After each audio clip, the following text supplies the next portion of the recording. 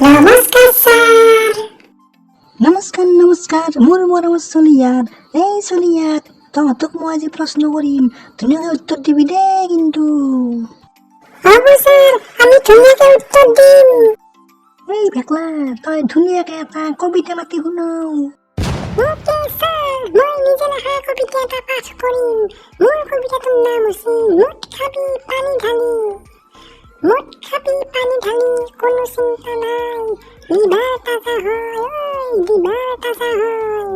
Beer খাবি বাৰত বহি পেট ওলাই যায়, মজা লাগি যায়, মজা লাগি যায়।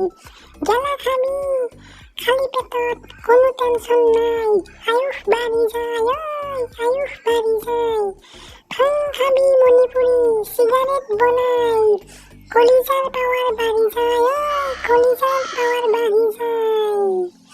আজিকালিৰ ডমৰাহঁতে ড্ৰাগছ খাই দেখোন, আজিকালিৰ ডমৰাহঁতে কিবা ড্ৰাগছ খাই দেখোন, খাই লাং খাই পৰি থাকে, জীৱন বৰবাদ খায়। আজিকালিৰ ডমৰাহঁতে শেখৰ ৰজনীগন্ধা খায়, বডি শুকাই যায়, ঐ বডি শুকাই যায়। আপিহঁতে ৰিলছ বনাইছি দেহা দেখাই দেখাই হাই, আপিহঁতে ৰিলছ বনাইছি দেহা দেখাই হাই। আপাহঁতে প্ৰেমত পৰছি সেই আপিৰ দেহা দেখা পাই, মাক বাপেকৰ নাক কাটা গেছি আপিহঁতৰ, নিজৰ আপিৰ দেহা দেখুৱা ৰিলছ দেখা পাই। মাক বাপেকৰ নাক কাটা গেছি নিজৰ আপিৰ দেহা দেখুৱা ৰিলছ দেখা পাই।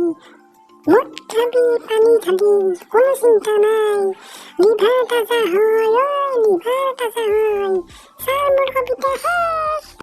এই চলিয়াত মোক ধৰা, এই চলিয়াত মোক ধৰ, মোৰ মাথা ঘূৰাইছি ভেকলাৰ কবিতা শুনি মোৰ মাথা ঘূৰাইছি। বাপ্পা ঐ কি খাতাৰনাক কবিতা লাগছি এই ভেকলাই।